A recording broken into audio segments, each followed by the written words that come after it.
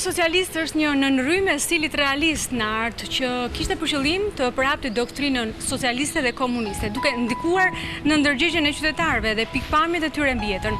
Nuk duhet ngatruar me realizmin social, një lloj arti që ka për qëllim paraqitjen realiste të subjekteve me temë shoqërore. Por si erdhi në veprat krijuese të kohës, si hyri Shqipëria në këtë ulli pas një letërsie të suksesshme me emra të mëdhenj në fillim të shekullit të 20, sapo ka dalë nga shtypi një studim pikërisht me këtë temë për të gjithë ata që duan të dinë më shumë mbi këtë pjesë të historisë së letërsisë shqipe. Ilir Yzeiri është autori i saj.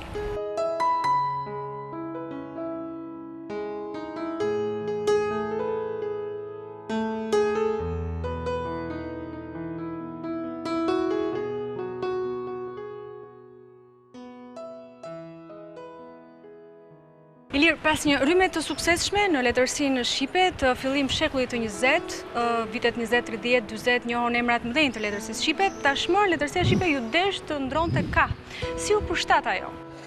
Tashti ju e prekët shumë mirë që letërsia shqiptare në vitet 20-30, siç e kanë vënë në re të gjithë studiuesit, por në veçanti Robert Elsie, njohë një fazë kulmore të zhvillimit të saj, nga të gjitha anët, qoftë në brendit, po qoftë edhe me autorë, erdhën autorë shumë të talentuar. Kam parasysh këtu Korrikin, Migjenin, Lazgush Poradecin, në Trushkuteli vjen më vonë, dhe letërsia e kësaj periudhe ishte një letërsi me të vërtet me nivele vërtet shumë të larta që më vonë u arritën në letërsinë shqiptare.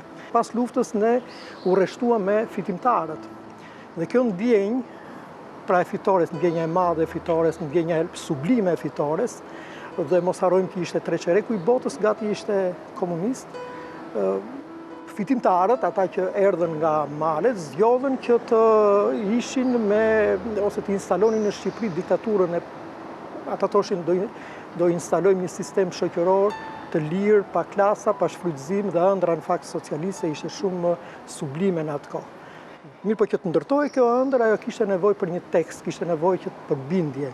Dhe prandaj dhe elitat komuniste që erdhën në pushtet i kushtuan shumë rëndësi letërsisë dhe fjalës së shkruar.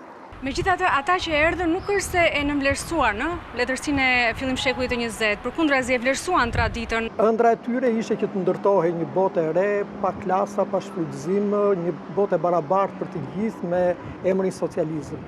Dhe me këtë ideal, komunistët nisën të ndërtonin ose të bënin reformat e para, dhe me këtë ideal, elitat komuniste i kushtuan shumë rëndësi edhe letërsisë. Dhe kështu shpjegohet fakti që ata i kushtuan shumë rëndësi letërsisë të përgjithësi, dhe pastaj filluan të shpallën si thua konceptin që letërsia që do të ndërtohet do të ishte një letërsi krejtësisht e re dhe ndryshme nga ajo që ishte ndërtuar deri atëherë. Jam kurioze të di, në fakt prej tyre kishte shumë, pothuajse shumica që ishin kishin studiuar në perëndim, dhe kishin ardhur nga perëndimi.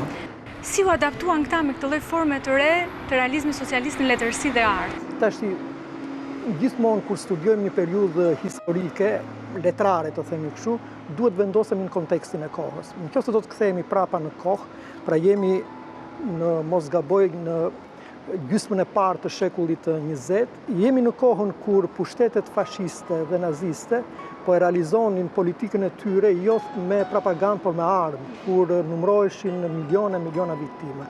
Kështu që ata që kundërshtonin këtë frymë ishin vërtet, si të thuash, ishin pjesa më e shëndosh e historisë, dhe në këtë pikë shkrimtarët janë të parët që entuziazmohen, ose janë të parët që shkojnë në bregun e lirisë dhe entuziazmohen më shumë. Kështu që ishte natyrshme që edhe shkrimtarë si Dimitër Shuteriki apo dhe të tjerë, të cilët kishin studiuar në Francë, në Sorbonne dhe në fillimet e tyre kishin qenë dhe simbolistë. Ju keni botuar dhe një studim tjetër që lidhet me romanin e famshëm të Realizmit Socialist, Lumi i vdekur i Jakov Zoxës. Ma shuaj pak kurreshtjen, pse vazhdon ende të mbajë mbërthyer ky roman, Ilir? Romani Lumi i vdekur i Jakov Zoxës më ka tërhequr që kur e kam lexuar, por përshtypja për këtë roman më kishte ardhur pak e mjegullt dhe pak konfuze. Mbaja mend vetëm ka gjë që shija që më kishte lënë ky roman ishte një shije krejtësisht e veçantë, dhe ajo që më bënte përshtypje ishte se aty më kisha zbuluar një lloj ironie, një lloj cinizmi, një lloj ironie që është tipik për rrëfimet popullore të asaj zone. Dhe kur e kam rilexuar këtë roman, kam parë që ky roman bahet në dy shtylla kryesore. Pra, Autorët e atij vendi, asaj treve, në fushat e Muzeqes, në aty të Apolonian, po janë të Fierit, fshatarët e asaj zone kanë ndërtuar një roman dhe tregojnë jetën e tyre përmes thua ironisë, vetironisë, dhe ai roman mbahet në dy topose të mëdha.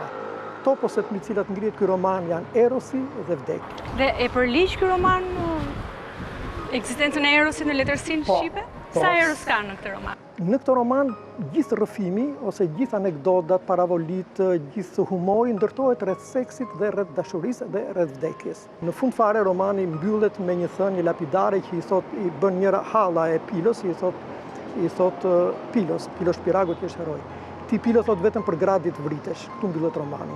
Sepse Pilo Shpiragu ka ikur nga fshati, kështu nis romani, ka ikur nga fshati sepse Beu donte t'i përdononte gruan. Pilo Shpiragu ka dy fatkeqësi të mëdha, ka gruan shumë të bukur dhe i lindë edhe vajza shumë e bukur. Dhe këto janë fatkeqësi në romanin e fatkeqësi në një vend ku që zotërohet nga maskilizmi dhe fatkeqësi në një vend ku marrëdhëniet shoqërore janë ndërtuara të tilla që Beu ose pushteti, ashtu siç ndodhet edhe sot, në disa raste, pushteti e ndjen veten të fuqishëm jo vetëm mbi banorët e vendit mbi marrëdhëniet e tyre ekonomike, por edhe mbi ndjenjat dhe emocionet e tyre. Dhe bukuria në këtë rast është pronë e Beut, dhe pikërisht me këtë pronë vihet në konflikt Piloja, me bukurinë, jo me marrëdhëniet kështu ekonomike të themi. E shihni, shumë për jush nuk e keni jetuar periudhën e realizmit socialist, sidomos të rinjt. Megjithëse pati një doktrinë mesatariste që i përkiste një ideologjie që sundoi gjysmën e botës, ajo ishte një histori letërsie e cila la gjurmë në mënyrën e vet. Studimi më i fundit i Ilir Yzeirit, si erdhi realizmi socialist në Shqipëri, është një studim i parë në një këndvështrim ndryshe. Shumë shpesh debatues, që ngjall polemika, sepse i përket një ideologjie që sundoi gjysmën e botës. Një gjysmë bote e cila tashmë është shpërbër, u shkërmoq, nuk ekziston më. E ndoshta për këtë arsye ne duhet ta lexojmë e ta njohim. Faleminderit Ilir Yzeiri për këtë studim të bukur që keni sjell letrave shqipe. Faleminderit edhe ju për mundësinë që më krijuat që t'i promovoj librat e mi në televizionin, në rubrikën tuaj të shumë të rëndësishme dhe në televizionin tuaj të madh dhe të rëndësishëm.